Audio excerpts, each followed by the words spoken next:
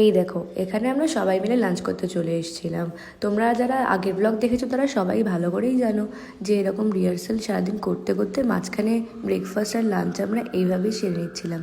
Finally আমরা এখানে স্টুডিওতে ফিরে এসে একটু এনার্জি আপ করে নিচ্ছিলাম, যাতে আমাদের রিহার্সাল করতে একটু ভালো লাগে।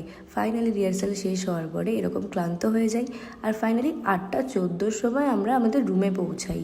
এসে একটু টায়ার্ড লাগলেও ফ্রেশ ট্রেশ হয়ে আমি ম্যাগি বানাতে শুরু করে দিই, কারণ রাত্রিবেলা তো কিছু খেতে হবে। আর এখানে বেশি বড় কিছু রান্না আমি চুজ করিনি, ম্যাগিটাই চুজ করেছি, কারণ এটা তাড়াতাড়িও হয়ে যাবে, পেটও ভরে যাবে। আর এখানে আমি সঙ্গে সঙ্গে বাসন মাজতে শুরু করে দিয়েছি, কারণ আমার রান্না হলে আর একজন রান্না করে খেতে পারবে।